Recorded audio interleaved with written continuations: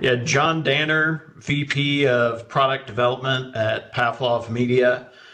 We are a MSP slash ISP, kind of covering mostly student housing to start, and now we're stepping into traditional multi-dwelling unit communities as well.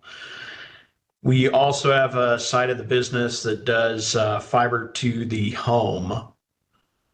So we see, a lot of these needs for interconnectivity and single pane of glass, interoperability, right? I mean, there's so many different pieces of technology out there with different ways of connecting and getting them all to work together seamlessly so the resident or end user doesn't run into any difficulty is key for us.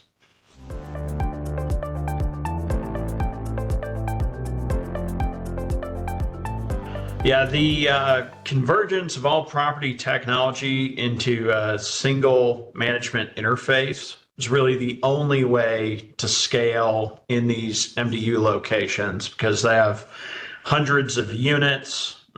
We've seen properties with thousands of residents, and separate systems with separate management interfaces lead to incorrect configurations, makes it hard to delineate who's responsible for what in a multi-vendor situation where you have one person providing, say, the managed wireless experience, another person doing the security, another person doing life safety.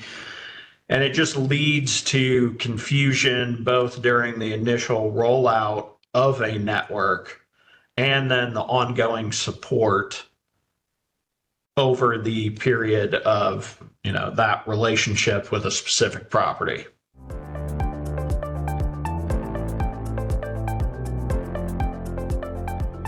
So we've seen over the past couple years is smart locks, thermostats have really become the norm in almost all MDUs that we come across.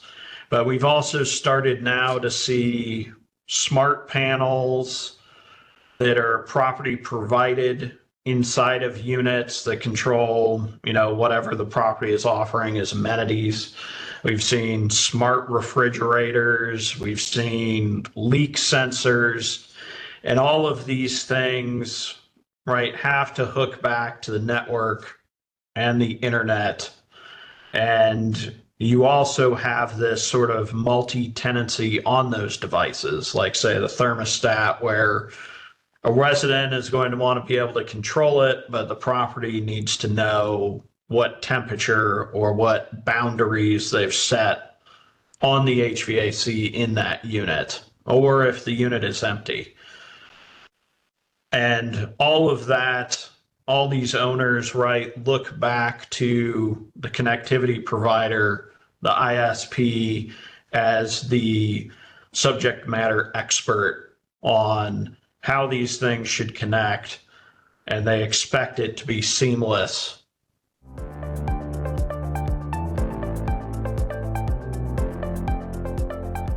From my point of view, Matter adoption by hardware manufacturers is probably going to have the most impact because a lot of the difficulty with these IoT sensors is they all speak a different language.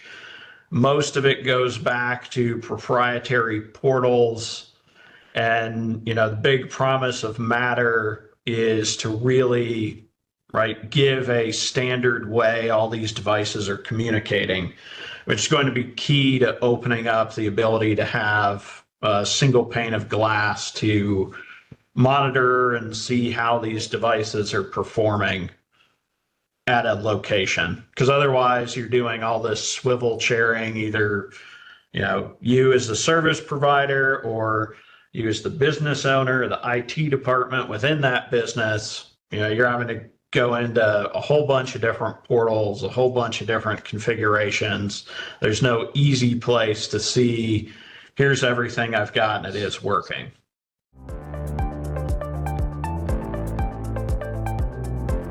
Yeah, the big thing there is that the network needs to be easy to connect to, easy to use, and provides ubiquitous coverage. Because anymore, these residents, right, they really view the Wi-Fi as the internet. There's been a lot of talk about, internet and Wi-Fi being the next, um, what is it? The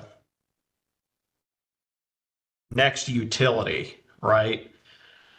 And we see that when we get trouble calls. People call in and be like, hey, my connectivity isn't working. And then you start troubleshooting with them and you realize that like the power isn't on at the building. But they don't even think that, oh, my power's out, so the internet's going to be down. And these residents, any kind of degradation of experience or coverage or difficulty connecting, they're going to be vocal about that, which is why managed Wi-Fi is taken off, in all of these MDUs, because you need that enterprise grade connectivity.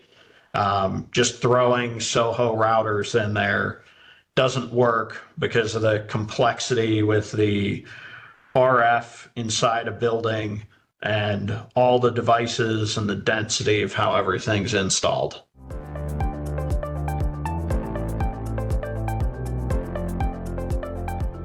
Yeah, I feel like adoption and continued adoption of these open standards and projects across the industry is going to be key. Unique closed management systems that don't talk to each other just don't scale with the current technology demands and what users expect. Ideally, for me, I would love to see IoT devices themselves move away from using 2.4 gigahertz and older Wi-Fi technologies. We've run into that where an owner goes and buys these really expensive new door locks, and the radio in there is a G radio. So now, right, we have to downgrade the whole network for those smart locks to work. And that then leads to degraded service for the residents. And that then drives calls because, even with 5 gigahertz and 6 gigahertz coming, there's still a lot of user and consumer devices out there that are 2.4 only, a lot of televisions, gaming consoles. And when you have to lower the technology rating on that 2.4 radio, right, you're just causing additional issues. So things like Thread and Matter, Halo, all of those for IoT sensors, we as Pavlov Media see as a ripe opportunity for the whole industry to adopt something that'll be better, especially because these IoT devices tend to have a much longer lifespan at a property than the managed Wi-Fi network or the user's devices. User devices are changing yearly. Most managed Wi-Fi networks get replaced every 3 to 5 years, but you're going to run those door locks for 10.